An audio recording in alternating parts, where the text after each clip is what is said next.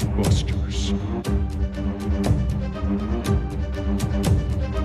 You are listening to the Triple B Podcast.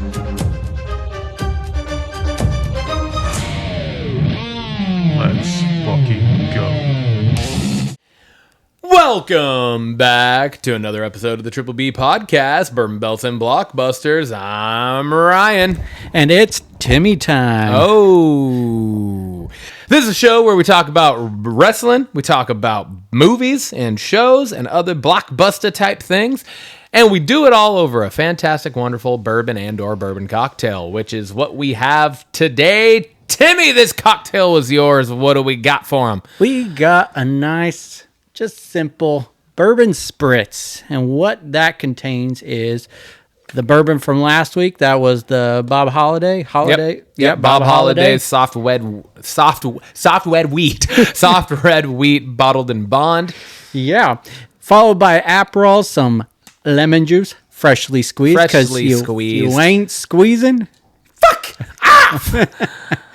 You get a splash of simple syrup, and you top it off with some Prosecco and garnish it with a orange wedge. And that makes the Bourbon Spritz. Hell yeah. Really excited for that. So let's give it a try. Let's do it. Boom.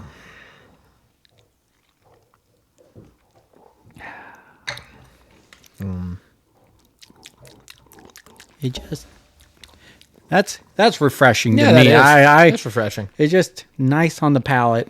It's nice. Nothing really sticks. Like it just blends well Yeah, it does. together for me. It does. I agree. I'm gonna give it an 8. I'm giving it an 8. I really enjoy this one. It's gonna be an easy sip on, and Yeah. I'm going to go with about a 7. okay. 7.5. We know your history with Prosecco. You know my history. I hate champagne with a passion, and yeah, so it's I can taste it, and it takes it down for me. Gotcha. I would like to try this without the Prosecco. Yeah, just to see what it tastes like without the Prosecco. I think, or even like a ginger beer instead of the Prosecco would be an interesting combo. A little spice to little it. Spice. Anyways, but I do like it for what it is, and the for me the champagne. It's not like the New Year's one that we did. Like I was choking that down. Yeah. I will not be choking this one down. Yeah. This one, like I actually do enjoy the flavor, but I can tell the champagne's there, so it's just like not in the upper echelon of cocktails we've had for me, but I do enjoy it. Perfect. Alrighty. All right, that brings us over to our socials. You can find us on Instagram, X, YouTube, TikTok at TripBPod. We are on Spotify, Apple, and Amazon. We are the Triple B Podcast, Bourbon Belts and Blockbusters. And you can shoot us an email at our Gmail, triplebpod619 at gmail.com. Let's get social. We wanna get social. Looked like we were milking a couple cows. Just, Is that the noise it makes? I feel like it's not the noise it makes when you milk a cow. I don't farting sound. Like no, I feel like it's more like a oh, that might be worse. I don't know. Maybe. I feel like if anything, it should be a psh, psh, psh. Not a dun, dun, dun, dun, dun, dun. Nope, no Stone Cold. No. All right, fact check for you next week. All right, but the part of the fact check needs to be you actually on video milking a cow. So you got to figure out how to find that and get that in, Tim. You got 1 week. We're back with another round of the Triple B fact check. This time it is going over to Tim. Tim, how'd we do? Not too bad. Not too bad. Definitely more than the week before, but so this is a fact check on the fact check last week. So the Rocky movie studio is, in fact, it was released by MGM. So you were right. What the fuck? How did Wikipedia failed me. I think you were maybe looking at the actual producers of it, but MGM is the one who released all 6 of Rocky movies. Oh. So you were correct in the game. So I went 7 out of 9. 7, yeah. Yep. I went 7 and 2. Exactly. Yes. So You went better. Go me.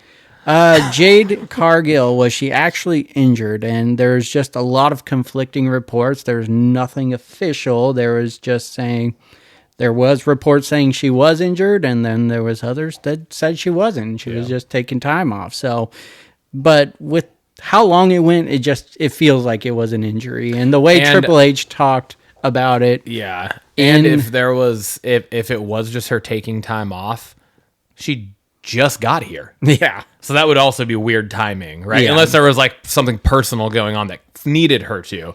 But like if it was just to take time off, like that just seems weird. And honestly kind of slightly unprofessional to like show up, finally get to the biggest company in the business, and then you're on TV for like a few months, and then you take a few months off. That seems weird. So it doesn't seem like that was probably it. And then there was like a new report that just came out this last week that she had some backstage beef with Shayna Baszler, and so maybe that has something to do with it. It's weird that that came out the week that she comes back. But anyways, couldn't find anything official on that, but there was definitely reports saying she was. Tiffany Stratton versus Jacob Fatu's moonsault. We were just talking about, is it the same one? And no, it's not. Tiffy does 3 jumps. 1, 2, 3. We saw fact checked that live at Elimination Chamber. Tiffy does the bottom, middle, and top. And then Jacob does the second, then top, and then into the moonsault. Yep. Solo did hold Tama back in that segment on SmackDown. He did. What you were saying when he looked down, he was like looking down at Solo's arm, holding him back. Okay. Gotcha. And Solo just gave him a look as Jacob Fatu was coming out. How many times have the Hardy Boys broke up? And I can only find 2 times, and that was in the WWE. There may have been one in TNA. I don't recall. I know they faced each other. I think I said 2. I think I said it happened twice, didn't I? I said you were talking about how like Seth or Sami Zayn and KO were breaking up, and I was just saying that I think the closest I could think of was the Hardy Boys, and I said I know it happened at least twice. Yeah. Rock, you said he appeared at Bad Blood and the Raw After Mania. He did make an appearance on Raw on Netflix, the debut of Raw on Netflix, and then the NXT afterwards, the night afterwards. So, but still, 4 appearances, to your point, is very minimal. Yeah. This one, I wasn't quite sure because we were playing the game, but you said Edge was a dual induction into the Hall of Fame, but I think you corrected yourself. But just to make it clear, it was just one so far. He went into the Hall of Fame. And then, was there a name for Triple H's knee, like face crusher move? And I couldn't really find anything other than a knee smash face breaker. Knee face smash breaker. Face breaker.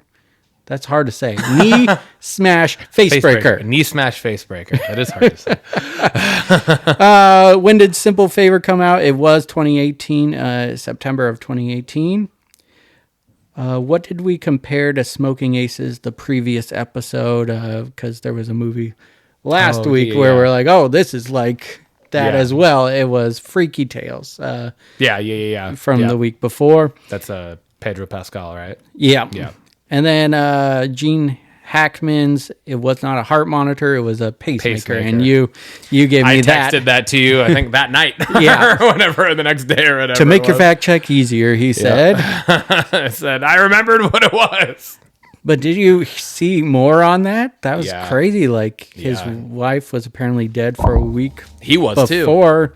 But she was dead for like 2 weeks before they were found. Yeah. Yeah. And then there's still, I just read an article on it this morning. Then they still have no idea what led to the one dog dying. Yeah. That's insane. Like, they don't know what happened to that dog because there were 2 other alive dogs still on the property. Mm-hmm. And the front door is open. Yeah. So unless he was like locked in the closet with the wife. Maybe. But then it's also weird to like, I don't know. It's just weird. But like she died of hantavirus. Yeah.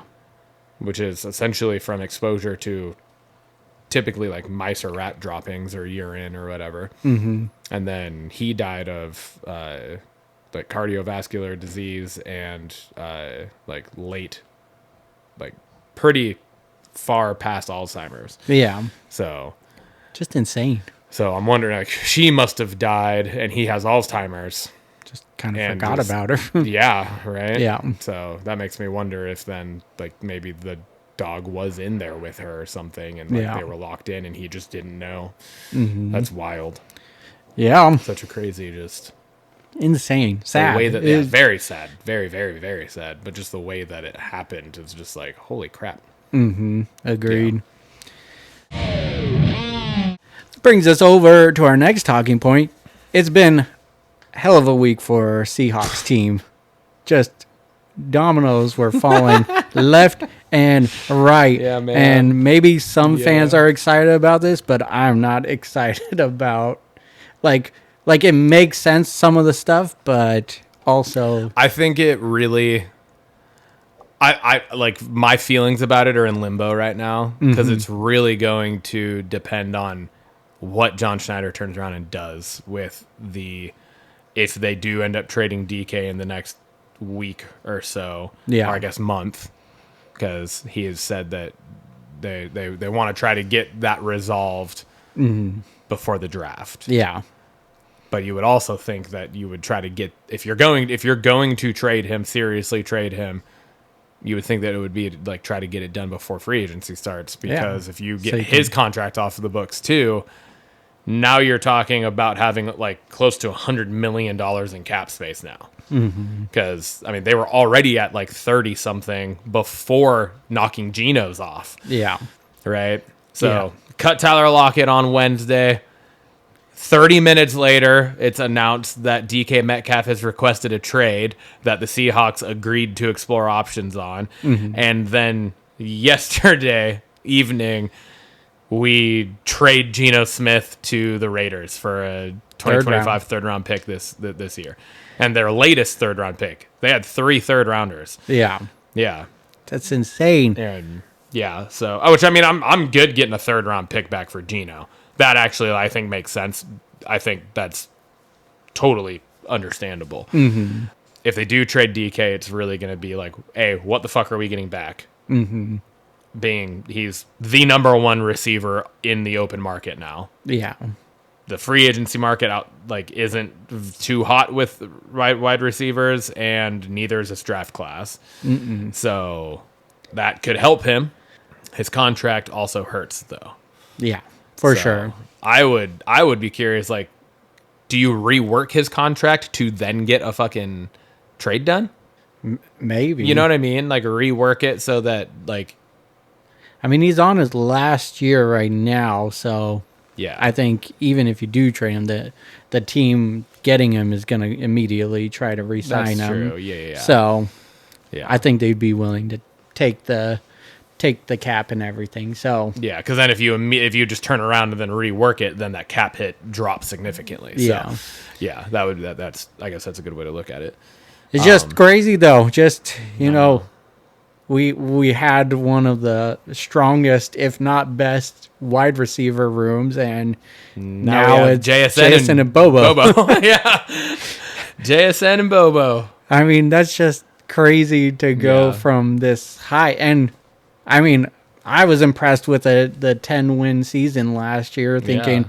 we just need a few more pieces. Offensive line. Yeah. That was it. To push us to the next level. And here we are just, I mean, I get it. It needs to happen. Yeah. Is Geno like the one to take us to the Super Bowl? Most likely not. Like, Well, yeah, and I guess he was wanting like $45 million a year. Yeah. And Sounds like Seattle's the contract like, no. really broke down. Like, no, we're not giving you $45 million a year. And I think that's understandable because, yeah, Geno has played well, but he also has not played well enough to demand $45 million a year contract. So I just hope that, like, I know Sam Darnold's out there, but I hope, like, we don't spend big on him if that's who we know. target. Like, because I think he was lucky to land in the Vikings situation. That I know. arguably the next best wide receiver we room. already hit on a quarterback that had like a career resurgence with Geno. Yeah. I don't want to then jump to another one and try to piggyback off his essentially sophomore year of a resurgence, right? I don't know. And that's where I'm like, I don't know what we're expecting here. I'm part of me is hoping if anything that we're gonna then, I don't know if I can trade DK for a late first round and then couple both those first rounds to trade up in the draft maybe and go get somebody that go get Dart.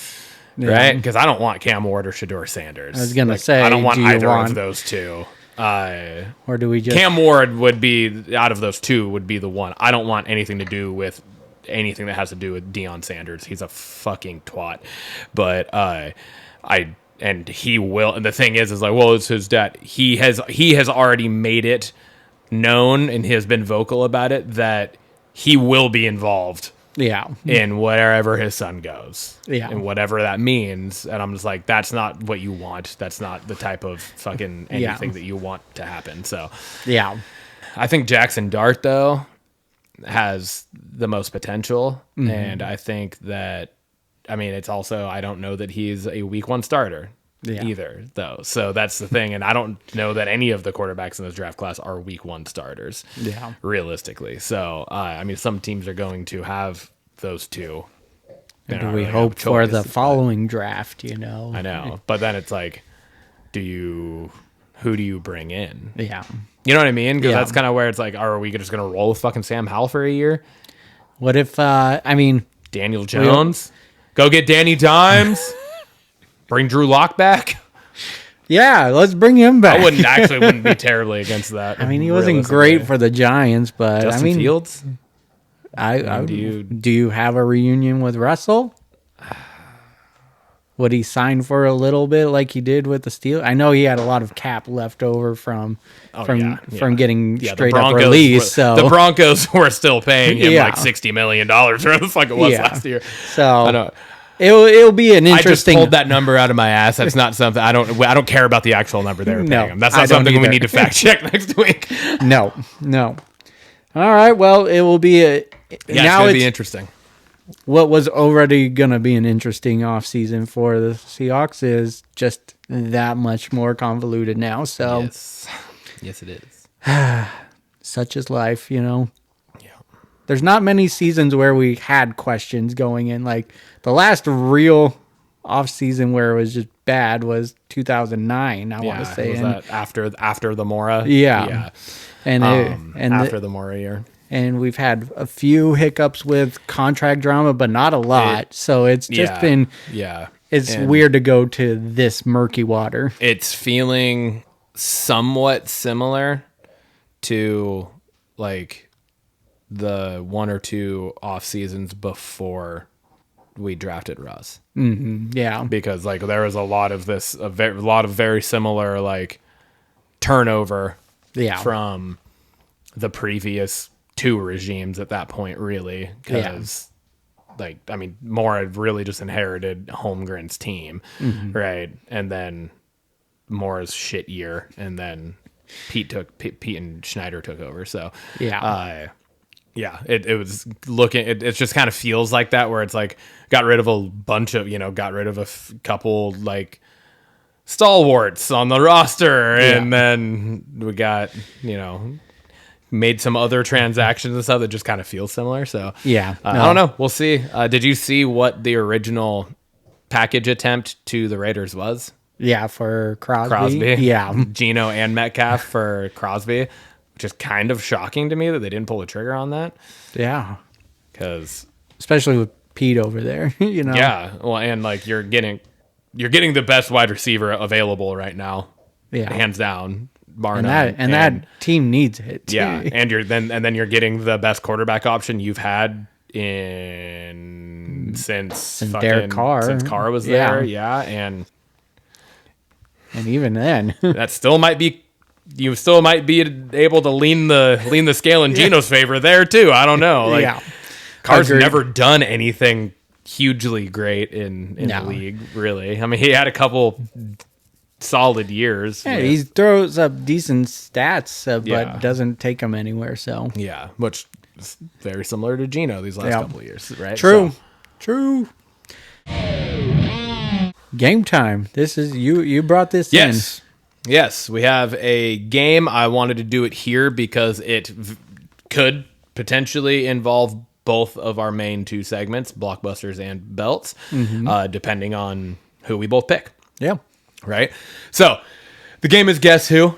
It is very similar to the board game, you know, like the kid game growing up where you have the little cartoon character guys and you like pick the one to be your person and then you're trying to guess what the other person has. Yeah. Right? And you're using the other people like, do they have glasses or whatever? And it says no, so then you knock down all those. Yeah. We don't have those, obviously, so this is just us asking questions back and forth. Yeah. But I have my person, you have your person.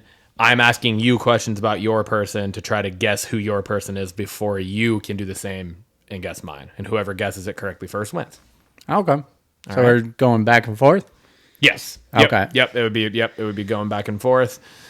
And then like say you guess, I can have one shot to guess after to kind of as like a rebuttal. Like, Yeah. Then because it is like whoever goes first type thing, you know? Yeah. So then it'd be like if you guessed it, but I have it, then it'd kind of be like, oh, okay, we kind of tied Tied, there. Yeah. But if I don't get it in that guess, then, you know, then you Makes win. sense. Right? All right. All right. You are essentially my contestant on the game, so I will let you open the questions. Okay. Are they in wrestling? Not prominently. Oh. Okay. Have they been involved before? Briefly, yes. Okay. Is yours an actor? Yes. Okay. Is yours an actor? Yes. Okay. Comedy actor? Yes. Okay. Is yours male? Yes. Okay. Shit, I guess is yours male? Yes. Okay. I guess I said actor, but that yeah. doesn't mean that anymore. So, Can I take a guess? sure. Or should I ask a question? Can I No, ask like, a question? Your question could be, is it this person? Okay. Is it David Arquette? No. Damn it. Has yours been involved in the wrestling world at all? No. Okay. Is yours a comedy actor? Yes. Okay. Has yours been involved in superhero movies? Like prominent superhero movies, no. I guess. No. Okay. Is yours over the age of 40? Yes. I believe so. Yes. Yeah. Yes. He's over the age of 40. Okay. Does yours host a podcast? No. Okay. Is yours Mickey Rourke? No. Damn it. Well, he's not a comedy actor. Damn it. Fuck. Is yours Vince Vaughn? No. Okay. Comedy actor has been in the world of wrestling. I know. I need to Not prominently. dwindle my questions down. I know. Because I'm like, yours at least has the wrestling world one. Yeah. I'm like, I don't have anything else to go off of other than comedy actor right now. I need to ask better questions. Is yours an athlete? No. Okay. Is yours Caucasian? Yes. Okay. Is yours Caucasian? Yes. Okay. Yes.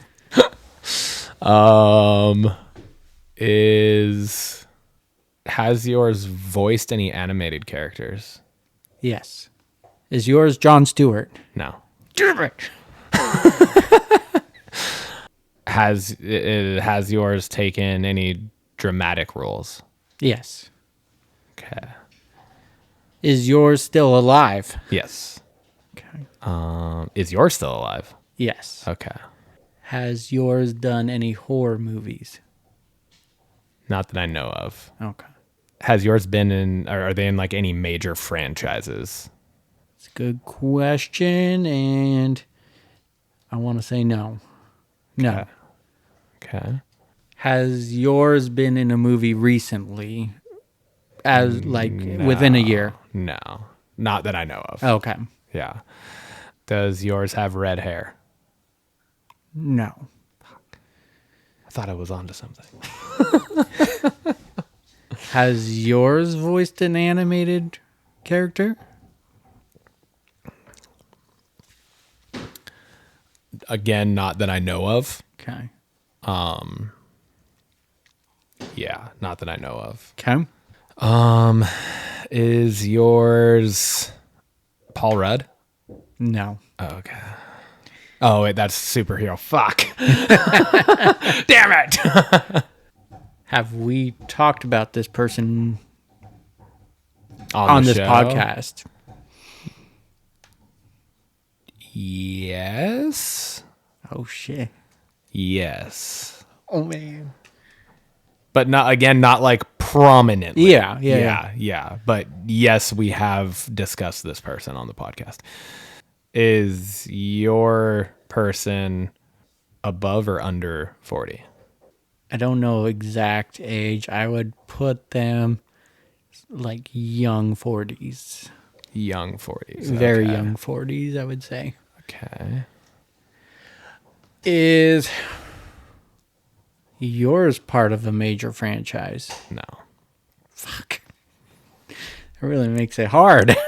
Is yours more movie or TV? Movie. Okay. This is harder than I thought it was Yeah, going to this be. is way harder. This is way harder than I thought it was going to be. Okay. Okay, let's see. I already asked if yours has been involved in the wrestling world, right?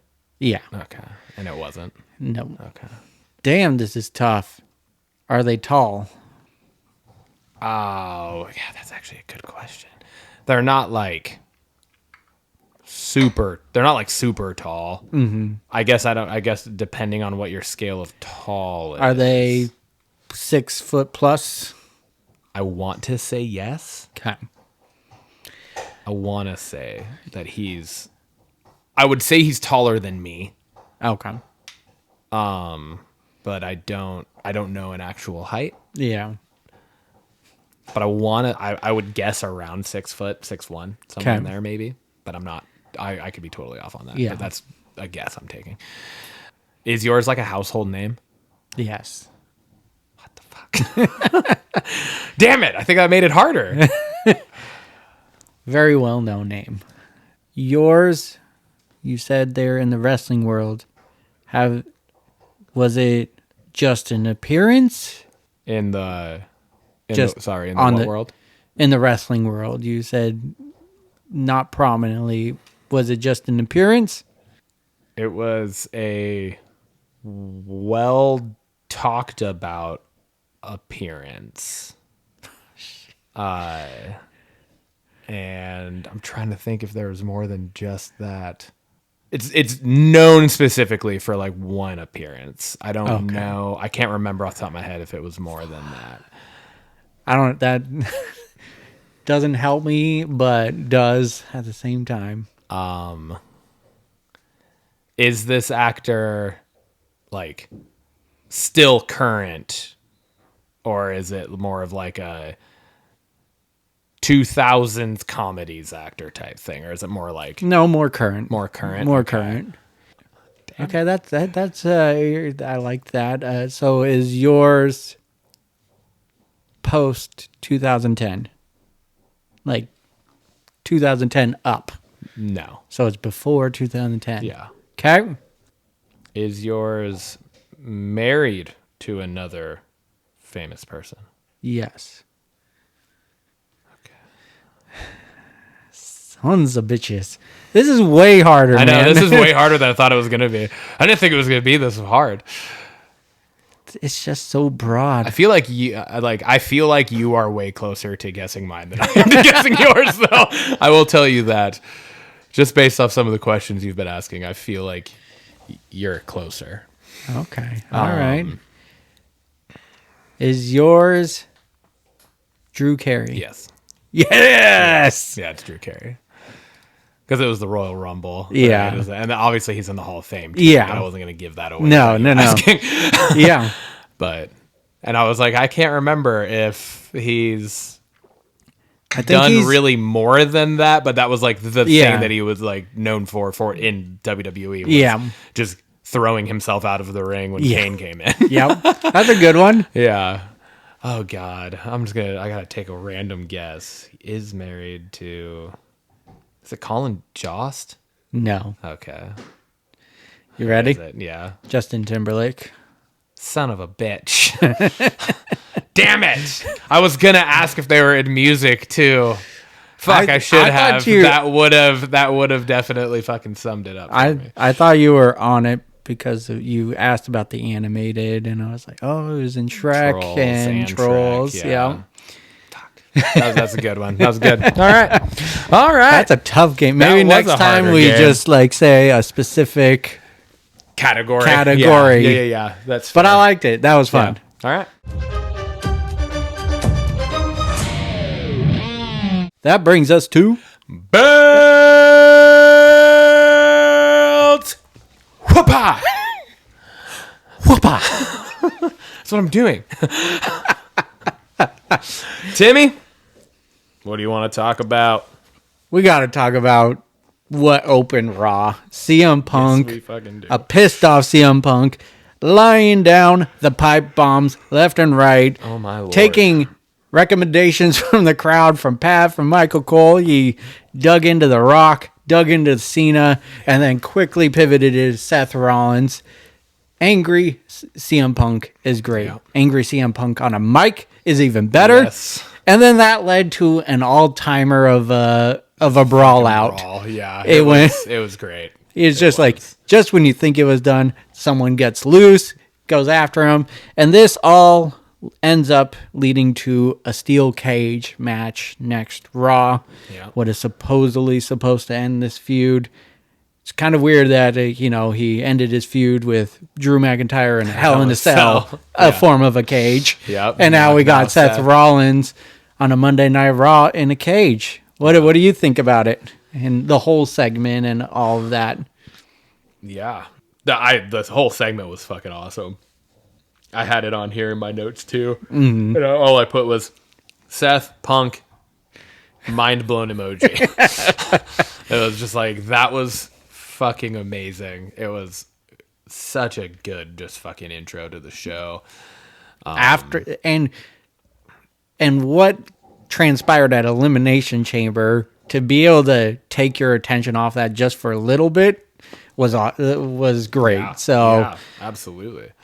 I do hope that Monday finishes the feud to a point. I think that it's been amazing, them back and forth and everything. And I do feel like this had the potential to go the same distance as Drew and Punk did, but I also feel like it would almost be like back-to-back blood feuds for Punk, and because of that, I feel like it's better that this one might be ending sooner than going longer like that. You know what I mean? Like, have him essentially repeat the same storyline type stuff, right? Like, yeah. No, I 100% agree.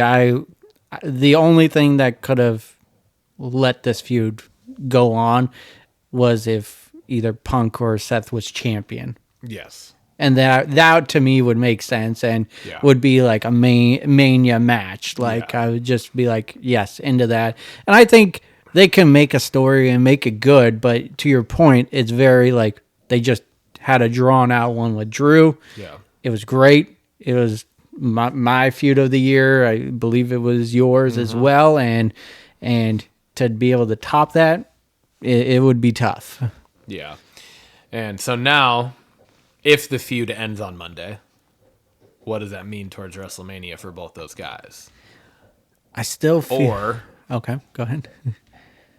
Is the feud not actually fully ending on Monday? And is this where we get the beginning makings of the triple threat match between Roman, Punk, and Seth? Does Roman interfere in the cage match on Monday?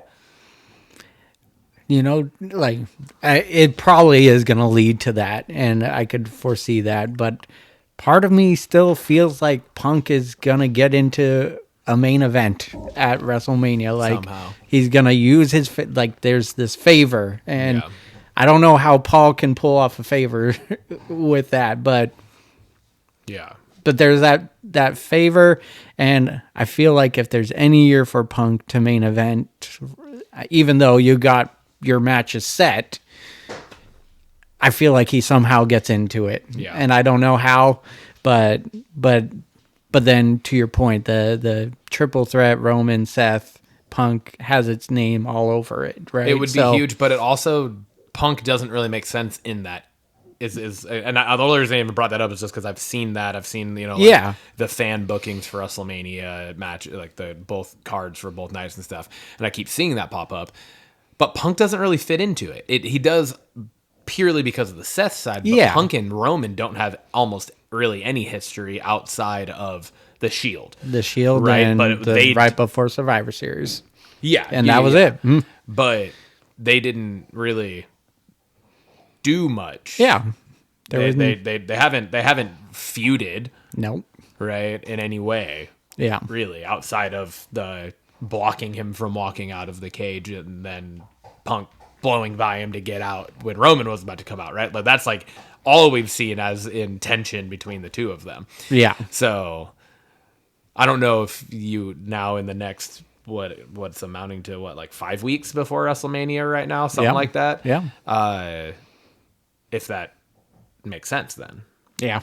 Try to build that quickly. Mm-hmm. And I mean, it's not like Roman's going to come out and cost Punk the match to Rollins. Yeah. Right? Because if anything, Roman wants to fucking kill Rollins because of the double because of stomps Royal and Rumble stuff. and just all their history. Yeah. So that's where I'm like, I don't feel like the triple threat really makes sense. So that's partly why I'm like, Seth and Roman at Mania. Totally is makes a fucking sense. Yeah. blockbuster match. Yep. Right. Agreed. That's why I kind of hope that it does end clean tomorrow. Yeah. Punk can get the win, and then. Mm-hmm. No, I agree. Or maybe Roman comes out and costs Seth against Punk, and that ends the Punk and Seth, and that sparks the Roman Seth. Yeah. I'd be good with that too. But yeah, something's gotta happen, right? Yeah. I agree. No, I 100% agree with you. I don't think you can just yes, it was a very cool segment on Raw. Yeah. There's a lot of history there, but to keep it going until WrestleMania, I feel like that's hard to do to keep us invested with that. Yeah. Without pulling all of the same personal stops that they did with Drew and Punk, right? Yeah. And then, like I said, then you're doing it like back-to-back years. Yeah. Right? So it would just be, Yep. The next thing I said I want to talk about is I just wrote down that Lyra Valkyria is like the perfect women's IC. I thought that the match was really good between her and Ivy, and just the working the leg, the injured leg of Lyra, and then for her to be like, multiple different times look like down and out and everything, but then for her to like battle back and win, like I was just like that was fucking good. Yeah. I don't feel like you see the clean type of match like that as often. Mm-hmm. And I really enjoyed that. So, and I really like Lyra. Yeah. I think she's a phenomenal in-ring performer, and I thought there's totally makes sense to me that they could have her drop the IC here because it's because the first women's mid-card title. Second, I guess technically the US was first. Yeah, right? true. Yeah, but you know what I mean. Like the first one for that brand, and how long are you going to have both these champions of these brand new titles hold them for? Yeah, and we got title matches on for both of them in the same week. Yeah. And I don't know if it's one of yours or not, but I'm just like, they're both retained. Yeah. Right. So I was kind of shocked by that. So, yeah. Agreed. I did. I had this IC title match on there, and I wanted to say shame on me for not talking about last week's IC title match with Dakota Kai as well. True. Because I've been calling them out saying they needed to work with these mid-card titles that they introduced, and last week's match with Dakota was so good, and then to follow it up with not as good of a match, but it was still really good. There were some hard-hitting moments in it, like the German suplex and backbreaker. The German that she hit her with was fucking picture perfect. I was like, oh shit. Yeah. And just to your point, like building off a leg injury to just overcome was really cool. There was storyline into this. So if this felt like the first like actual women's IC title defense, and I really enjoyed it. So I hope they continue with this and don't make it an afterthought for the next few weeks again. Just keep going with it. Keep the momentum going. Yeah. All right. The next one is Chad Gable meets a guy in the alley on his quest to master La Lucha Libre. Pays $500 for a mystery box and kind of does like almost a Legend of Zelda, like pulls in and like looks like he's about to hold it above his head, but that's where the video cuts off. So it's gonna be to be continued. Are we getting Chad Gable back in a lucha mask? I don't know. Like a golden lucha mask, or you know what I mean? Like, or maybe it's the mask of whoever he's seeking. And maybe. Yeah. So I'm still just like, as cheesy and kind of stupid as this is, I'm like fully invested in it. I'm 100%. Who the fuck is he going to see? I've been upset from the previous weeks because all that's mentioned is Gable's away on his quest, but not like this was gold vignette. And then Pat McAfee just following up. He's got a box for $500 that was passed along a sweaty old box, and it was gold. Yeah. It was comedy gold, and I'm just excited for who it could be potentially. I've been hearing rumblings of Ray Phoenix was officially released from AEW, so he's free to sign. So that'd be kind of cool, but you would think he's just going to go team with Penta. Yeah, I would be kind of bummed if that's how they introduce Ray is then as a bad guy. Yeah, no, I agree. Which I mean could make for some fucking killer matches for sure. Hell yeah. Penta and Ray Phoenix would be great, but I also we've talked about so many times that the fucking Raw tag roster needs to be better, and that's immediately how you do that. Yes. So I would be a little bummed if that's the way they went about it. 100% agreed. I can't think of anyone, and I feel like because I'm trying to think of like a heel lucha.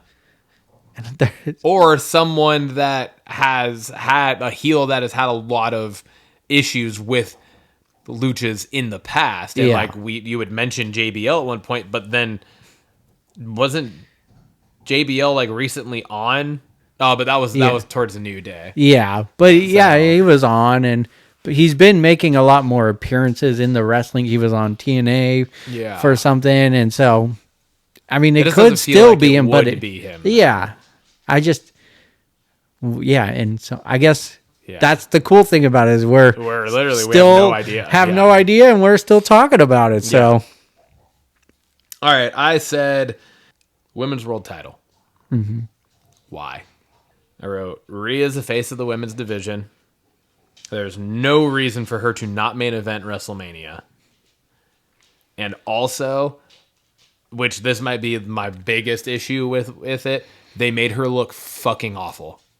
Mm-hmm. Made her look absolutely terrible with, like, this has not been a part of her character or anything at all recently, but all of a sudden, like, now she's just super distracted by the person at ringside to the point where it literally costs her the match. I don't know. I was just like, that is like a very heel thing, and she's the farthest thing from a heel right now, even though, like, maybe this is going to lead to her turning heel again or something, but I don't know. I didn't like it. I don't like that it's going to be Bianca and fucking Io.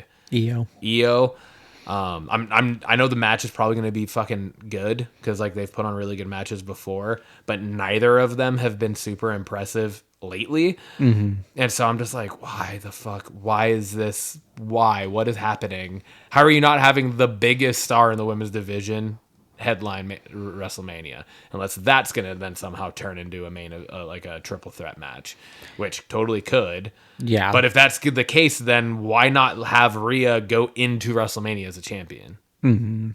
I don't know. I was very confused by this too.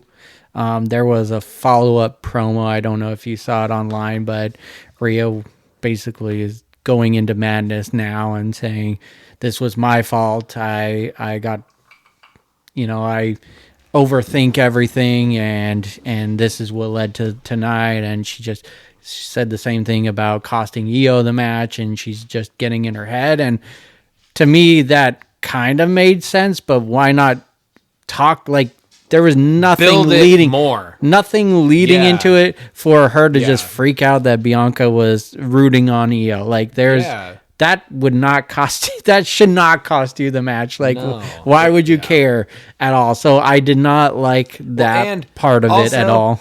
Again, Bianca straight up shoved Rhea right in front of Jessica Carr. Mm-hmm. That's disqualification. Hands down, there is no argument. Yeah. That is DQ. But Rhea initiated that. It doesn't matter. But I know. Somebody not in the match attacked somebody in the match. This is now twice within the last 2 weeks now that we've had a situation like this happen. It's DQ. Yeah. It doesn't make any sense. Yeah. And then to go on and have the match end the way it did. I was just like, what the fuck? So I was very disappointed with that. I think it's a bad call. And I like having Bianca win the Elimination Chamber. Adamantly against that. Still am. Think it was a very bad choice. Especially especially with what it's going to be is Bianca versus Io. No. With the options that you had there, no. It's terrible. Alexa Bliss versus Rhea. Alexa Bliss with the fucking Fireflies and the Fun House and the Wyatt Six potentially in her corner against Rhea. That's a fucking WrestleMania storyline. Mm-hmm. This is not. I don't know how it's gonna play. It could be a triple threat, or maybe Rhea battles Bianca for that shot. Like you earned it, but I would like your shot ever, and put it on the line or something, and gets back into the main event, and then you got that storyline of she's never beaten Io one-on-one going into Mania. It's not big, and like you said, Alexa is bigger. Like that has a story to it. Yeah. So I'm very confused of where it's going, and it's not a good look for either of the women's championship matches. I think there's just not a big storyline, at least as of now. Like Rio was literally the thing keeping the women's division afloat right now. And then you literally just cut that straight off. Yeah. So okay.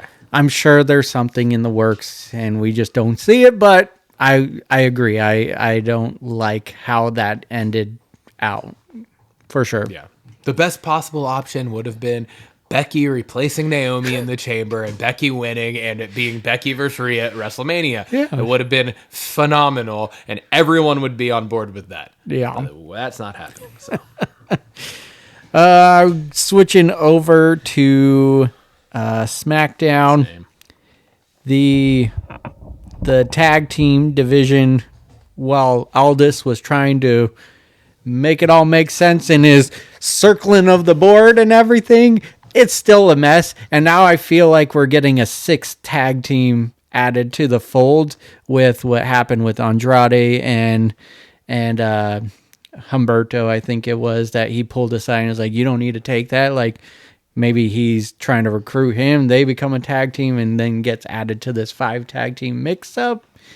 Who knows? It's still a mess.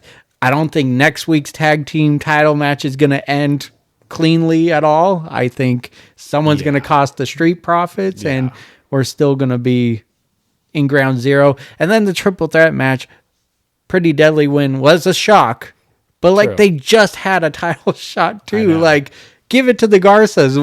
What's the disrespect to them? I know. They haven't had a title shot at all. They're the only ones involved in the entire situation that haven't. But I mean, that match was really good. Yeah, it was. It was awesome. It was an awesome match. And like you said, when was the last time we saw a fucking match end by the fucking backslide roll up? Yeah. Right? I can't think. I was like, what? I'm okay with a roll-up finish there because when was the last time we saw that roll-up finish? Yeah. So, and it was shocking. Yeah. For but sure. like you said, why couldn't it have been the Los Garzas in that moment? They need a win, man. Yeah, dude. They're just Legado del Fantasma is just getting disrespected left and right. Yeah. I'm a big fan of theirs, and they need more. But again, I don't think that's anywhere near the end of where this is going with this tag team division. Yeah, I don't know where it's leading to, really. And yeah, all this is fucking whiteboard, pentagram, fucking... It was a good comedy from Aldis. Yeah, I will say I was that. just like, what is happening right now? But yeah, we'll have to TBD. To be. Yes. Yep. Agreed. And I'm back. Orton's opening was fucking amazing. Yeah, it was. It was. It really was was. really good. He ripped into John. He ripped into, I mean, obviously KO. Yeah. But the way he ripped into KO was the way no one else has ever ripped into KO yet. Mm-hmm. And like just calling him out for being such a jealous and small individual. And that's why he is doing the things that he's doing. Yeah. And then just to end it with the way he fucking ended it with, I felt something last week that I haven't felt in 10 plus years. And I'm going to prove that Pat McAfee is the second best puncher in the WWE. I was like, oh, it's happening. It's back. We got the fucking legend killer back now. And I was like, oh my God, yes, that's fucking awesome. So I'm really excited. This is going to be a WrestleMania match, and this is going to be fucking awesome. Yeah. They're going to put on a show. They really are, and I just like what you said. It was just really digging into KO in a different way. Like we've heard that, he's just like lost his mind. He's crazy and everything, but it's just like you're just a little piece of shit essentially. And I like that. This is way beyond the Roman thing. Like you can't even talk about it anymore. And so I felt like that was a jab at Roman too. Yeah. The way it was just like jabs left and right, it was plugging so everything. And Randy Orton's just so good. And he's incredible. And I thought that was a very strong intro. Again, just the way they've been opening the shows with the John Cena thing, but then bringing out two strong openings to kind of like take your mind off of it. Yeah. I thought that was well done. But then they both allude to it yes, also. 100%. Call it out also at the same time. So it's like it takes your mind off it, but also brings you right back to it, but then immediately takes your mind off exactly. it again. So, I thought it was played on like both sides. It's like a fucking emotional roller coaster of intertwining storylines in the WWE right now.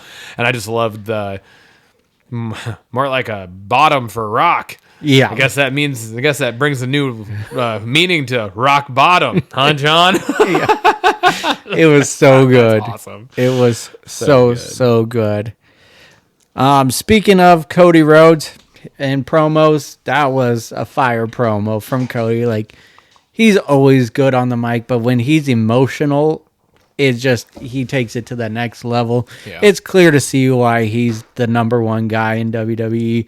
He takes a little from like the John Cena passion, but like take Sami Zayn's emotion. Like he's everything in one. And there's a little bit of like a Randy Orton dark side in him too, or maybe like a Triple H-ness to him, right? Like it's he has like the perfect combo of just. Or there's even better yet. Maybe there's like a touch of Stone Cold in it, right? Where it's like fuck the authority type vibe to him too, right? Yeah. So yeah, and it was, and then just him closing with "You want some? Come get some." Yeah. It was just gold. It was just, he took me for a ride to that promo last night, and I'm just like, all right, dude, like.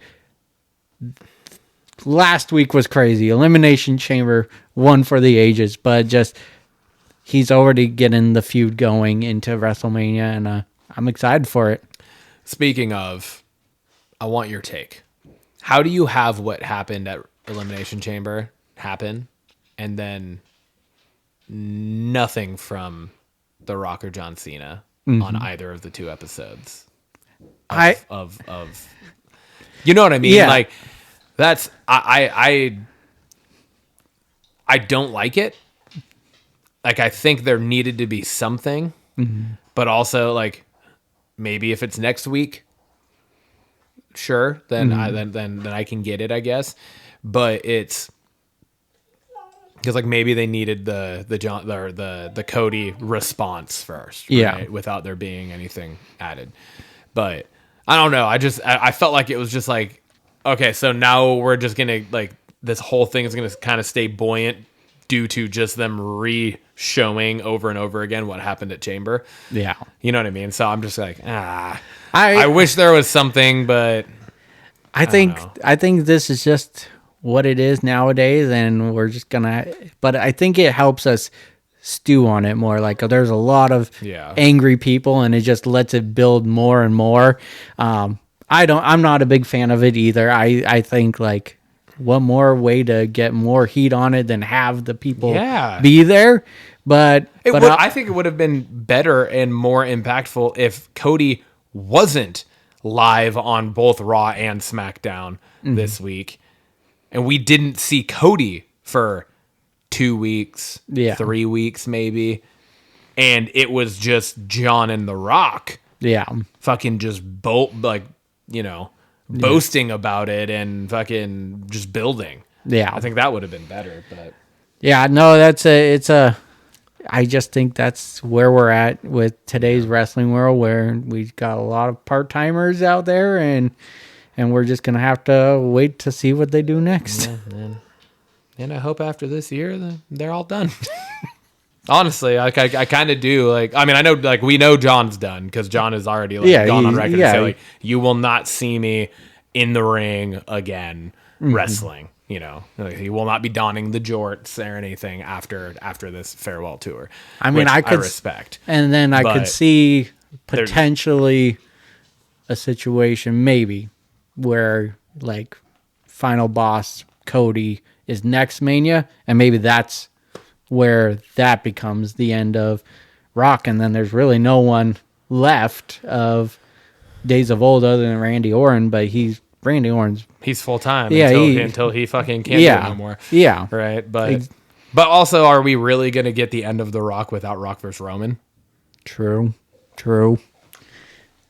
So I mean, we're getting close to the end, but then you still got Roman, who's a part timer and stuff. So yeah, he could go away too. I'm good with that also. I don't think he's going away.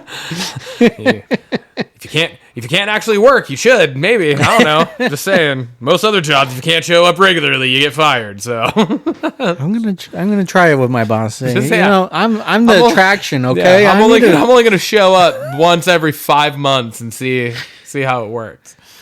But pay me the same. But please. I'll do video promos. Don't worry. Yeah, I'll make appearances. I'll do all of the video promos that you guys put on outside on the Safeway Titantrons. All right. My final thing is I wrote Bianca and Naomi. Okay. I said I could have done without the screeching scream cries. However, it all around was a pretty good segment. And it actually, I feel like it got me a little more invested. 100%. I was like rolling my eyes when it first happened. But then as it kept going, I was like, oh shit. And then she hit her with the "you ungrateful bitch," and I was like, and then it had me full on when that was thrown in. Okay. My only qualm with it was, and I know Bianca talked about it on Raw, but she wasn't visibly that upset about it on Monday Night Raw, and she was fine just sitting outside the ring for the title match. Yeah. And she said, I don't want to talk about it until I talk to both of them. And then on SmackDown, she's just like visibly upset about the whole thing. Still hasn't talked to him. And still hasn't talked to him. So that was my only qualm with it. But then, yes, the whole later on just, it was good. I do feel like now I'm not really sure where this is all going. Yeah. Which, in I think a good sense, because like I'm not able to just call it. It's not just another women's story that they've put on recently where I'm like, okay, I know how this is going to end. Like, But I do feel like if they're going to do the Bianca turn that we've talked about potentially, which still is there, Yeah. it's still possible. God, that would have been a fucking perfect moment to do it. Yeah, that's Jade, like, she gives her like the go ahead, and then she turns around to walk, and then Jade goes, and she got up on the ring apron for a second instead of sliding in, and I was like, oh, Bianca's gonna come up from behind her and pull her off the fucking apron and attack her, and it didn't happen, and I was like, oh, dang, slightly let down with that, but I'm also like, maybe they're not, maybe that's not in the cards, maybe Bianca isn't behind this, so that keeps me invested in that regard now. Yeah. But I'm also like, Jade versus Naomi is not the match that we want No, and at all. So I thought it was really gold though when she got her up for Jaded, she yelled out Bianca like Naomi did, like it was just that last cry for help and everything, and I thought that was just like another emotional attachment to it. But this is why I feel like there's something with Rhea getting her match back at WrestleMania and getting Bianca. It does not feel right with Bianca on against Io. What if Jade finds out that Bianca was behind it, and then what if Jade puts Bianca out of action, and then the chamber winning is now like Up for grabs, and that opens the door for Rhea? Yeah, see, I could get Something behind like that. that. And like I Yeah. said, there is a storyline with Io because she's never beat her one-on-one. So with SmackDown, it really murkied up like, why is Bianca attached to anything else other than this storyline? Like, that was good. That was really good. And I feel like Bianca needs that heel turn to keep her character fresh, and who better to go against your former Jade? Like, I think that's the Mania match right there. Yeah. So it'll be interesting. I hope sure. it starts playing out that way, but we'll see. We'll see.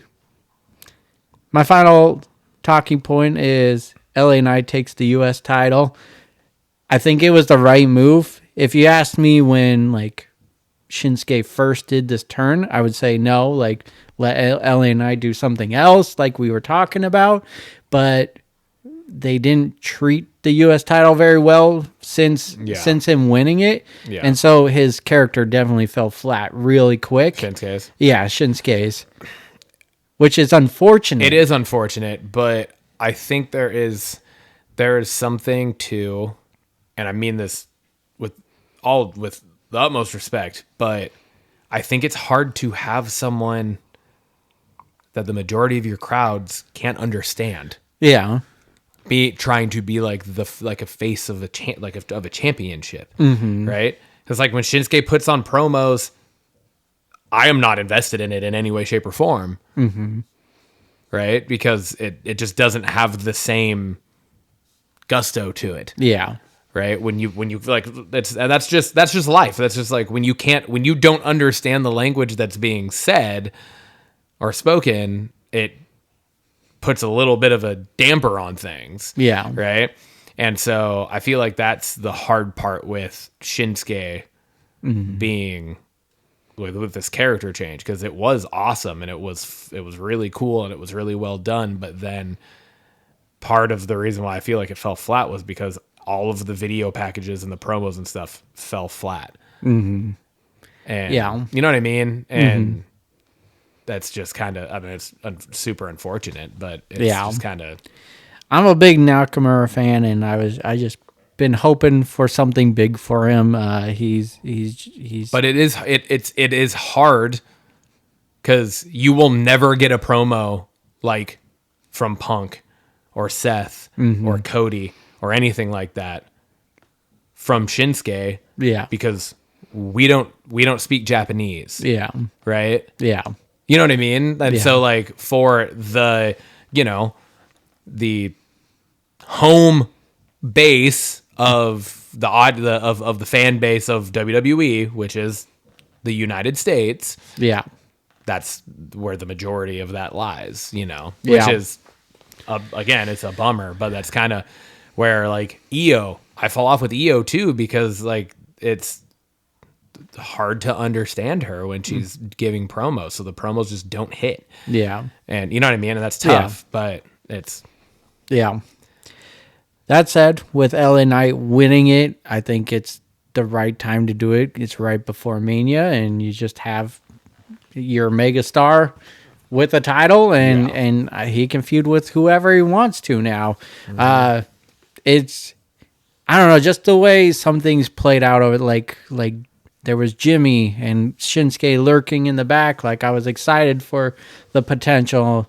Jimmy takes a loss out of that unnecessary loss last night, completely. And I'm just like, Drew, well, of all people too. Why did annoying to me? Like, why not have Priest interfere to And like cost- stop that match? Yeah, and cost McIntyre. Like, and so instead of attack him afterwards. yeah, and so Yeah. it just you were building momentum with Jimmy, and then you just sweep it up. Like it sucks for him.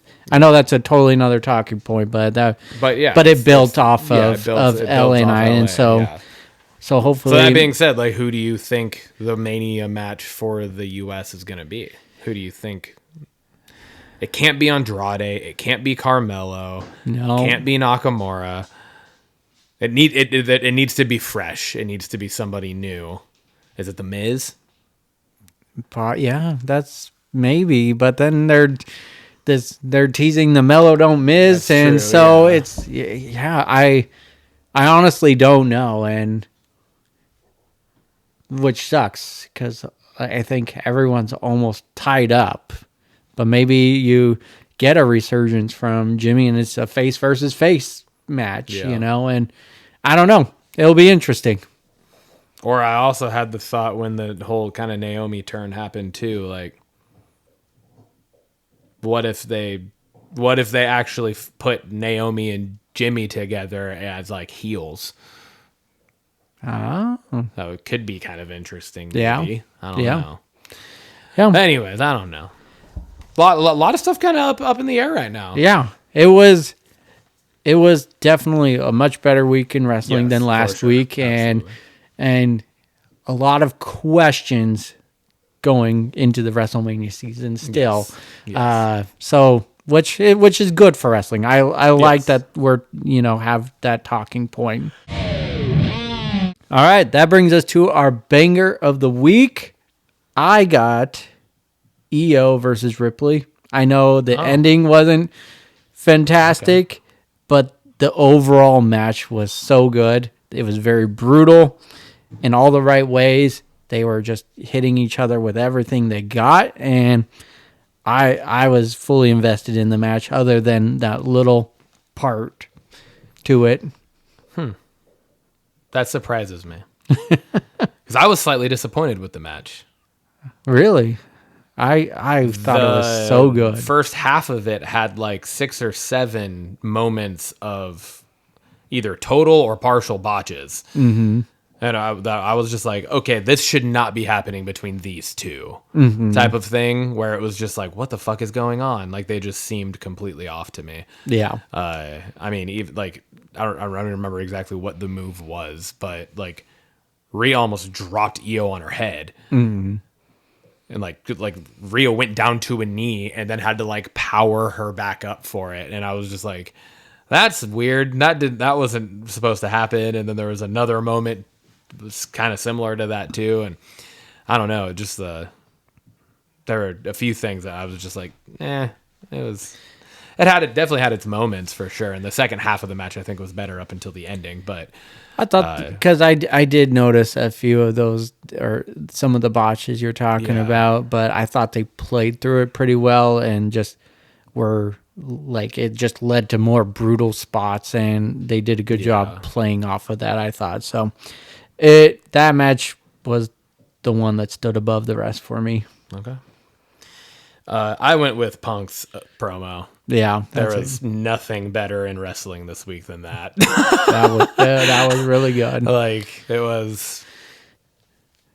That is what we fucking watch it for. Yeah. That is the reason we are fans, are those moments right there that have the fucking hair on the back of your neck standing up, it gives you goosebumps, and you're just fucking... You're butthole is suction cupped to the seat that you're sitting on, because there ain't no chance you're getting up and walking away from a moment like that. And that's what I went with. All right, Belt's question of the week. I posed this one for us. We've talked about Paul Heyman a lot. He has managed some of the biggest names. He's elevated a lot of those names. Who would you put as the next Heyman guy? Braun Breaker. That's a good one. Braun Breaker. I said, all I wrote was I just think it would be perfect for both people. Braun Breaker has the perfect character and ferocity, and just physicality and everything to fit Paul Heyman. And I think that Paul Heyman could take Braun Breaker to that next fucking thing. Like if they were somehow to hook up before Braun Breaker makes the jump to a world title, and then that's kind of the push, is like Paul Heyman gets behind him and like breeds him into this fucking just unstoppable, like has the potential to be better than Brock and Roman and like any of them. Yeah. You know what I mean? So I just think it would be, I think it would be phenomenal. Braun Breaker's mic skills are head and shoulders above either Brock or Roman. Oh, yeah. So it's like you put Paul Heyman as the mouthpiece, but with Braun Breaker's ability to also be his own mouthpiece. Now you're talking about like a collaboration of talents now. And I think it could just be so cool. I will say Roman's has gotten way better, but Breaker is really good on the mic. So, but no, taken him 15 fucking years. That's true. That's true. But I like that pairing. That's a good idea. I went with a gal, Asuka. Asuka was a force to be reckoned when she first came to NXT, and then she unfortunately had to lose to Charlotte Flair, of course, and lose all momentum. She was on this like 400-day undefeated streak and everything, and then lost to Charlotte. Won't talk a lot about it, but again, you can't understand a lot that she says, so having a manager of Heyman on her side and bring her back to that dominance, because she still got it and everything. So I think it would be the perfect pairing, and it would be something different for Heyman to go to the women's side of things. Yeah, and that would be cool. And I thought that would be pretty awesome. Cool. Yeah, that just made my brain rack about other potential female that he could, like, fucking Bailey. Yeah. Oh, that would be a good one. Could be really fucking interesting. Mm-hmm. Or like Becky. Yeah. Becky comes back and you have the man as a Paul Heyman guy. Yeah. Like, I don't know. There the women's division, there's actually a lot of ripened fruits to be picked for Paul Heyman. I also thought... Why did I just say Paul Bearer, Tim? I also thought... I hope he's not managing any of the female. That would be stinky.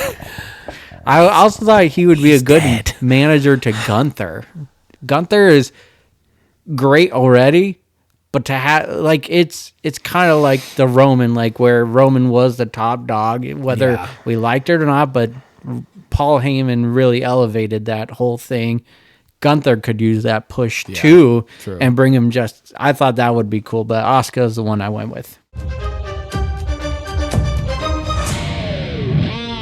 That brings us to Blockbusters.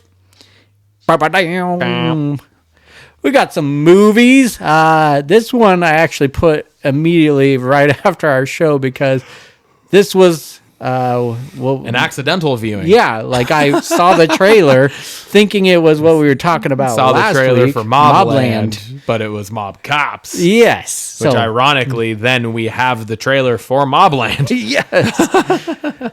So, Mob Cops, synopsis, a thrilling crime drama about the darkest corruption case in the history of the New York City Police Department. When a retired NYPD detective writes a book about his family's ties to the mob, It ignites a firestorm between the dirty cops working for the city's brutal crime boss and the officers trying to bring them to justice. Cast is David Arquette, Jeremy Luke, Kevin Conley. Release date is April 25th, and it's coming to theaters. When I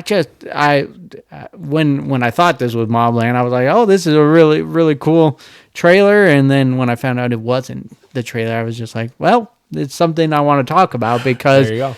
again, it's one of those based off true event movies. And so I do enjoy those very much. And it brings, like David Arquette, big fan. It brings him into a serious role. I know Scream, it was serious, but he also had comedy. He brought comedy to the character. Yeah, he was the goofy, clumsy police officer in the yeah.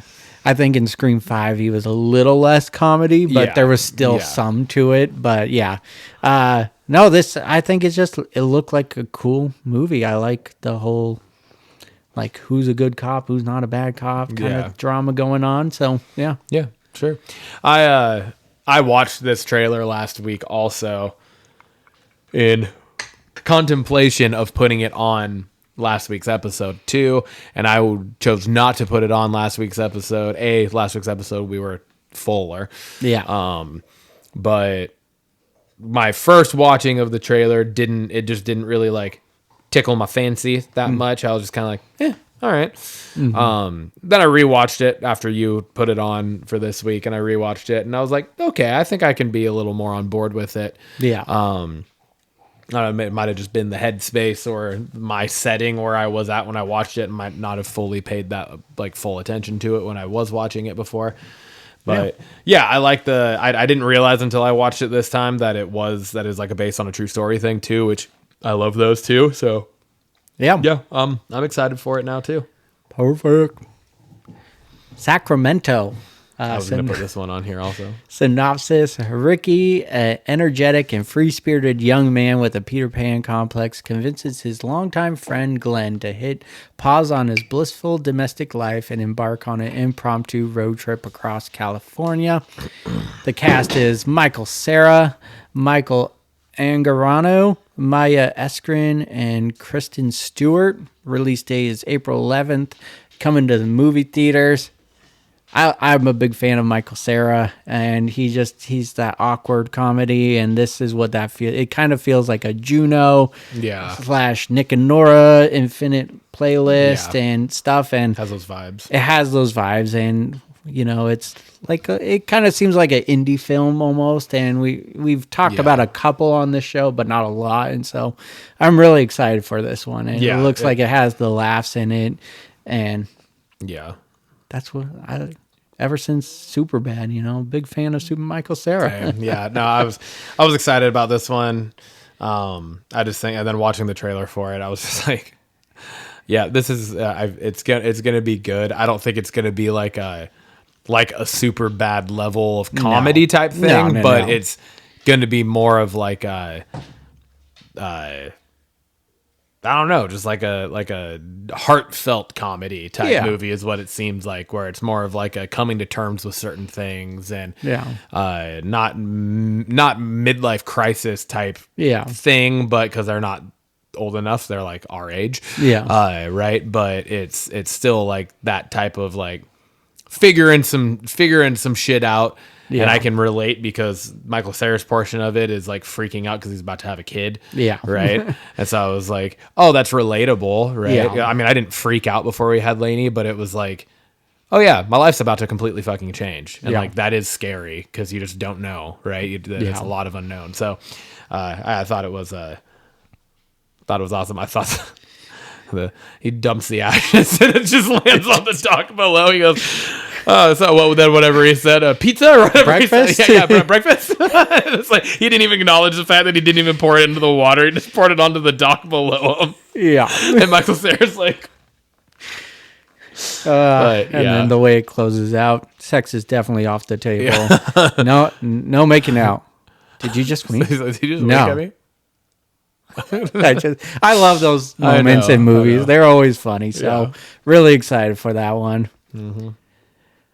Next up brings up Bambi the Reckoning. We've talked about the Pooniverse a lot, and this is the next movie. I know You did it to me this week because Yeah. I was going to add Sacramento and Bambi the Reckoning, but I didn't get to doing it until yesterday, I think. And then I looked, I was like, oh fuck, he already added them. Well, that's what we're rolling with.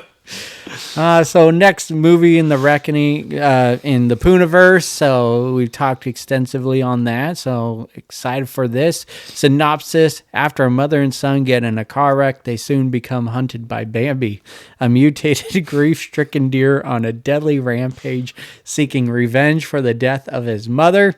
The cast is Roxanne McKee, who was in Game of Thrones, Hercules, Tom Mulholland, Nicola Wright, and Samira Mighty, and Alex Cook. It didn't have an official date, but it did say summer of 2025, and it's coming to the theaters. It just fits right into the Pooniverse movie so far. Definitely vibes of the Winnie Pooh, Blood and Honey and everything. Just kind of crazy seeing Bambi chasing you around. Yeah. And I talked about it last week, and I was half expecting, it reminded me of Jurassic Park. Well, we got a zombie-ish Bambi chasing people around, and kind of feels like a Jurassic Park type thing too. Yeah.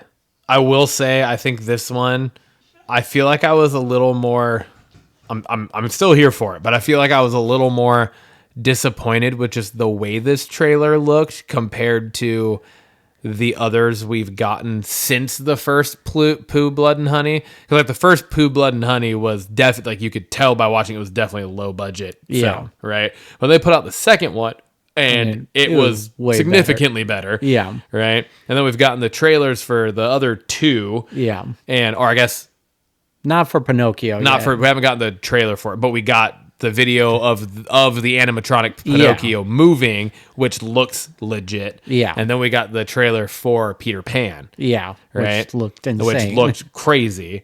And then this one felt like it was more back in the realm of that first the first Pooh.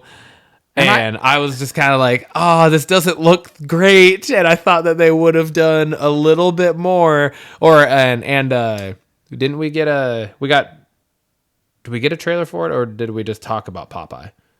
I think we've just loosely talked about it. But we also got a trailer for the Steamboat Willie. Steamboat Willie, yeah. Which True. is crazy too. So yeah. But anyways, I was just kind of like, hopefully the movie itself is better than the way the parts of the trailer looked. But, yeah. The only I kind of agree with you is just you got more tangible characters to work with in a Avengers like kind of movie with Pooh, Tigger, and Peter Pan, and then you got Bambi. Yeah, it's like the odd one out. It does feel like that. Yeah, and so. But still, it looks crazy. I mean, just to think there's a wild Bambi chasing you around is just insane. Yep. That brings us over to the series side of things. I also post this, The Bondsman. Synopsis: Hub Halloran, a murdered bounty hunter who's back from the dead after being resurrected by the devil to trap and send back demons that have escaped from the prison of hell. By chasing down those demons with the help and hindrance his estranged family, Hub learns how his own sins got his soul condemned, which pushes him to seek a second chance at life, love, and country music. Cast: Kevin Bacon. This is coming out on April 3rd on Prime, Amazon Prime. It looks awesome. It looks fucking fantastic. It looks like a mix of Supernatural / Constantine. This is the most exciting one that we have on this week for me. When I saw the trailer, I was like, this looks so fucking dope and original and just unique, and it's Kevin Bacon of all people in this role, and I was like, oh, that's because that's new and different for him too, and I think that's fantastic. So it was just, it looks good. Yeah, and it's just like the trailer. It's like a no hold bar. Like it was just he's saying fuck in the trailer. There's a lot of blood and a it felt like it was a Red Band trailer. Yeah, but it wasn't. It was just the trailers, right? So very, very excited for this. Big fan of Kevin Bacon, and so this is gonna be a fun one. Yeah, I'm excited for this too. April 3rd, right around the corner. Also, hell yeah, right before my birthday. Hell yeah. That brings us to Fred. Follow up, rumors, early development. All right. We got the Mobland trailer after all of the confusion from last week, which also then led us to a talking point this week. But we got the actual trailer for Mobland, starring Tom Hardy and Pierce Brosnan and Helen Mirren. And it does have a very, I mentioned it last week when we were talking about the show, that the synopsis kind of made it sound like it was going to be like a mob-focused Yellowstone meets Game of Thrones type of show, and that's exactly what this kind of feels like. Is exactly that. And the show looks it looks fucking intense. It does. So, it really does. Yeah. And the director's Guy Ritchie, and it definitely made me think of The Gentleman with Matthew McConaughey. It was a pretty cool movie. Kind of gave me some vibes of that, but yeah, this looks intense. I'm here for Pierce Brosnan, and then Tom Hardy being the strong arm guy. What would they call him? Like the fixer. The fixer. That was the word. Yep. Looked violent. We're talking about a lot of violent stuff. Yes, we are. If it ain't horror, it's violence. If it's not horror, it's violence for sure. That brings us to another update for Scream 7. Of which, violence and horror. Yes. David Arquette is reportedly returning to the franchise after being killed off in Scream 5. They're bringing everyone back for this one, and I hope it doesn't take away from the movie. Yes, it's going to be great to see all these past characters, but I don't it's becoming a lot now. It was cool to see Roman Bridger coming back, Chris Foley, Chris Foley, right? Something Foley. I think it's Chris Foley. Yeah, I think. And then Matthew Lillard. Yeah. But now this third one, is it going to take away from the overarching story of Scream 7? I hope not. I hope it's just a quick flashback, or maybe it's just their voices, with the voice changer, maybe. So I don't know. That's what I was kind of curious. Is just how and that what everything you're saying is going to really lean on and depend on how they're coming back, right? Is Dewey all of a sudden just going to be alive? He didn't actually die in Scream 5 or whatever, you know what I mean? Yeah. They put him into hiding so he could recover or whatever, is that going to be what it is? Or do we find out that Matthew Lillard's character didn't actually die, but he's just been in some sort of high security penitentiary all these years, and now Sydney has to go and talk to him to try to get in the headspace of figure out what the fuck's going on now, or something like that, almost like a fucking Silence of the Lambs type interaction? Or could it all be, and this would be kind of fucking crazy, this would be a wild fucking way to go about it, however, this just came to me. What if it's all of these people are flashbacks of some form, but it's all in Sydney's head? And what if Sydney ends up being Ghostface? I've always said I want her as Ghostface. What if she turns out to be? The only thing that's making me think that that's not going to happen is the fact that they have somebody cast as her daughter in this, so that would seem kind of weird. Yeah, to have the daughter of Sidney Prescott, but then have Sidney Prescott turn out to be Ghostface would be kind of weird. But it could also be fucking dope. I don't know. I thought all this trauma she's gone through in the whole series, why not? That could totally fucking turn her. That would turn her, right? So I've said that idea, and then but also, how could you have them all in the way that they are now in flashbacks. That's the other thing. Yeah. Like Matthew Lillard still looks like Matthew Lillard, but I mean, you could definitely tell he's aged 30 years since the first movie came out, right? For sure. Same with David Arquette. Yeah. Right? Like, yeah. And Foley. Yeah. Bridger, right? It's yeah. Like none of them look the same because that's fucking 20 to 30 years later, depending on the movie, right? Yeah. So, yep. So I'm still excited for this movie, obviously. Absolutely. And it's just, how many more can they make return to this movie? Yeah. If Emma Roberts is all of a sudden back too, I'm gonna be like, what's fucking happening right now? If they at least she's alive though. That's true. Yeah. If any of them do, like if they do bring back any more, it's just going to further fuel my fucking theory then. Though. Yeah. If they bring back any more dead people or supposed to be dead people, yeah, then I'm just gonna be like, Sidney Prescott's fucking gonna be Ghostface. All right, well, that brings us to our special segment of the week this week, and it is Toasted or Trash. We're switching it up for the first time, and this was something that I've contemplated multiple times over the last couple months when we've done Toasted or Trash, but I was just like, I don't know how to go about it. Mm-hmm. And then you said it very simply, and was just like, just watch at least one episode. Yep. I was like, oh, fuck, yeah, that makes sense, because I was like, how the fuck can we do Toasted or Trash with series? Yeah. Because I'm like, I guess if we like assigned it the previous month and you have a month to try to get through it or whatever, that would be one thing. But no, it was just very simple. Like, watch the first episode and talk about how it is. Yeah. And now with both these shows, it's not going to be exactly the same as Toasted or Trash this month because we both already know how we feel about these shows because we've talked about these shows before. But when you gave me that, I was like, okay, well, I'm going to give you this other one that I've talked about that I want you to watch too. So we both know that we feel both these shows are toasted. So we don't need to go into the guessing game. But we can still guess if you, or I guess you're going to say if you did, but... Oh, yeah. We'll just say how we felt about them. Right? Yeah.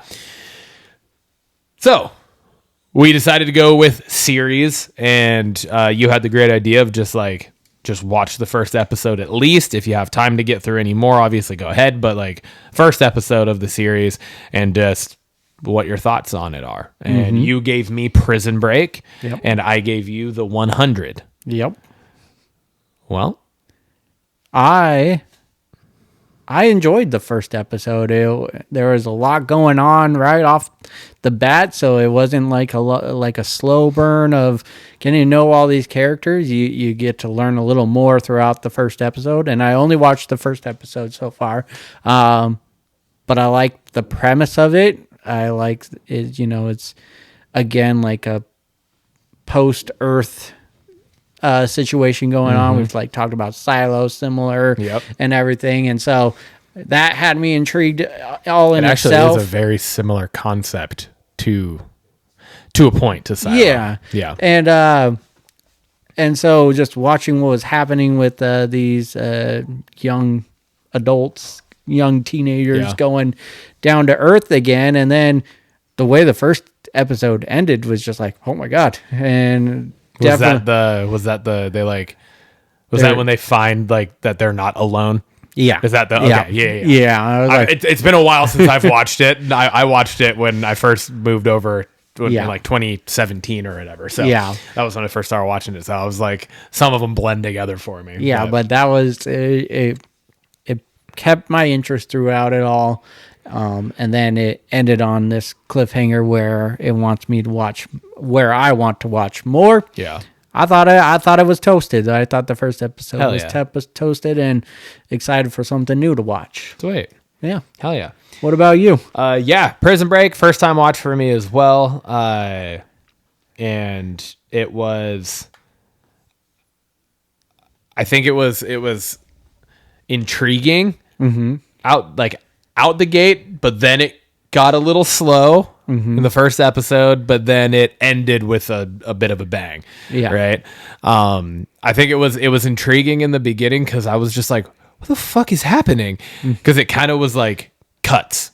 Yeah. Right. It's like starts with him getting the tattoo, and then all of a sudden it cuts to him ripping all this shit off of the windows and like all of these, which obviously you can tell are like plot points to what's happening, right? But it's like all of these, like this person, a newspaper clipping of his brother being that was like showing as like he's the killer of this person, and then shows the bad guy from Bad Boys too. I never remember his name.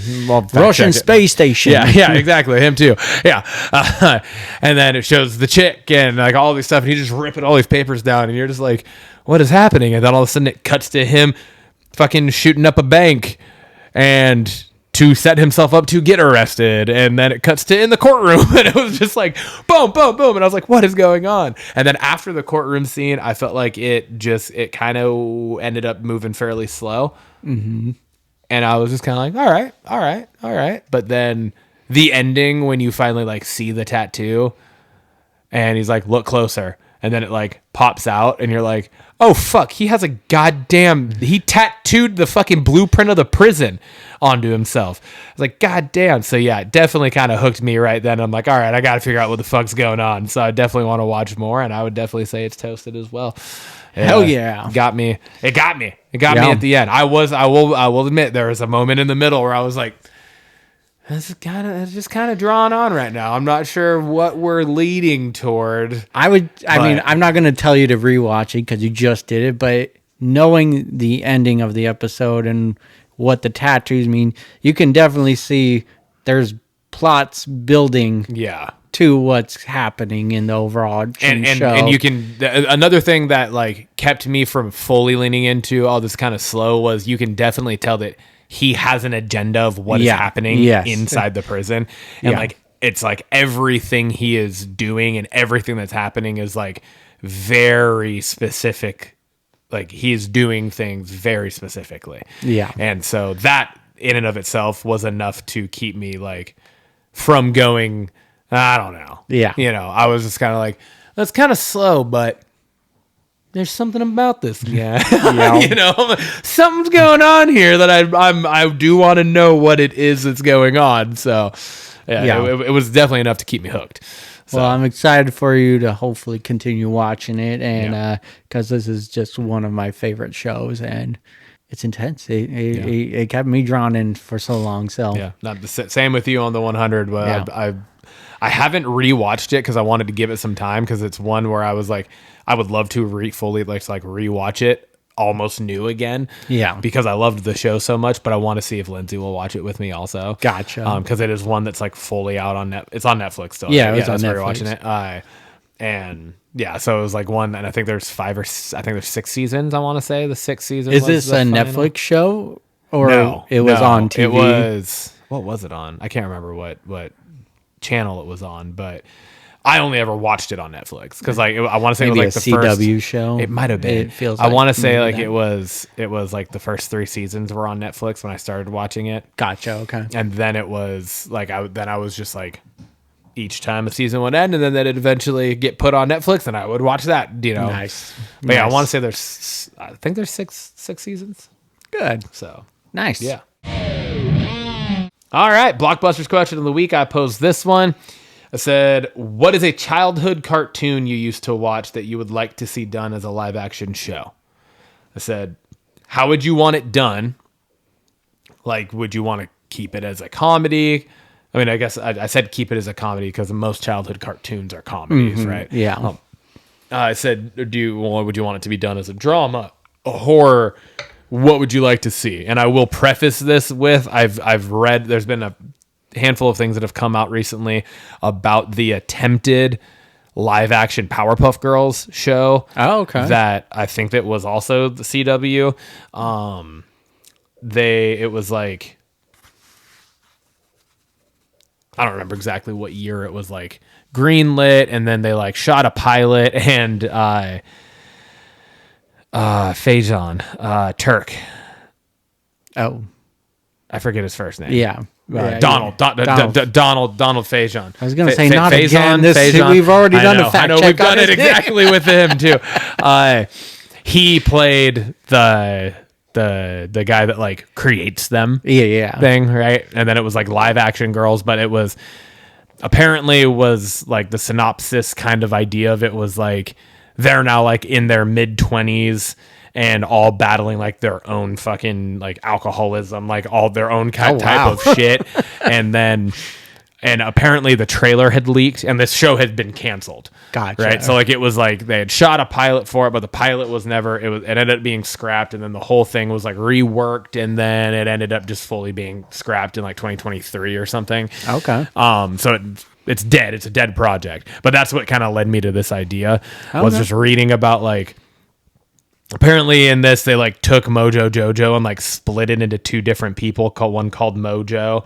That was like the original arch nemesis, and then he was like killed off or something. But then his son Jojo, like, kind of came back and took over. And instead of it being a monkey, it was like two white dudes, and like people were like, "What the fuck is happening?" Yeah. And then they talked about like the three girls, the characters that play the Powerpuff Girls. Like at some point, one of them in the trailer for it says something along the lines of like, talking about the cartoon of them. Oh, wow. And how it whitewashed them. Oh. And like because like one of the girls was black, one was like Hispanic and whatever. And it was like, what the fuck? And people are just like, oh my God, we're so happy. I was just reading comments about like, people are just like, thank God for whoever fucking canned this because like whoever thought that this was a good idea was a fucking idiot type of thing. Yeah. So it just made me, I took that from all I was reading and I was like, oh, that could be a good question. So what is the childhood cartoon that you used to watch that you would like to see done as a live action show, and how would you want it to be done? All right. Well, I got two. Okay. I got two, and they're both like animes. So it's Sailor Moon and Case Closed. Okay. And I mean, Sailor Moon is just like all women group, kind of like Power Rangers, and thought that would be really cool. I wouldn't switch anything from the show. I would just keep it as just this action show, and then Case Closed is like a detective show, and I think that in itself is great, and so I think that would be good in live action. So Awesome. I would lean probably more towards Sailor Moon just because that was one of the shows I would watch before going to school and stuff, and so Nice. I thought that was a fun question. Cool. I've never watched either of those, so I'm not an anime person. It just like was never something that tickled my fancy. So I went with Scooby-Doo. Now, I know Scooby-Doo has been done live action before. So hear me out. I said I want it to be done more in like a drama / psychological thriller type of way, where the whole group is a group of like PIs. Scooby-Doo is an actual dog, like almost like a retired canine unit or something that they have. I said, and they have these specific cases each episode, similar to like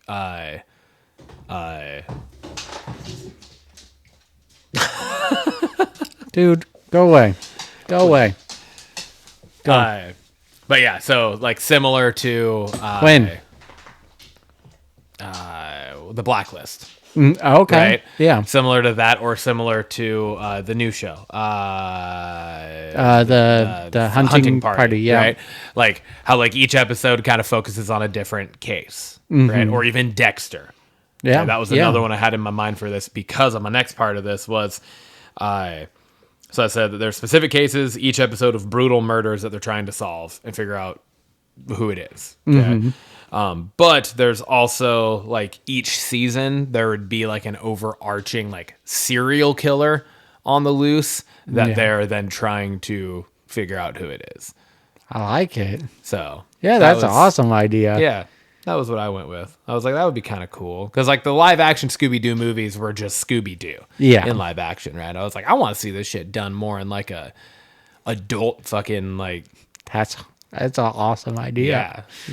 horror thriller drama Law and Order-esque type fucking thing. So that's what I went with. I like it. Yeah, man, that fucking wraps us up.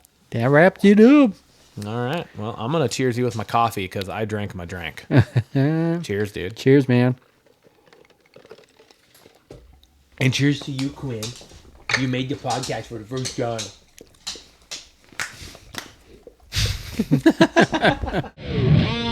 Let's fucking go.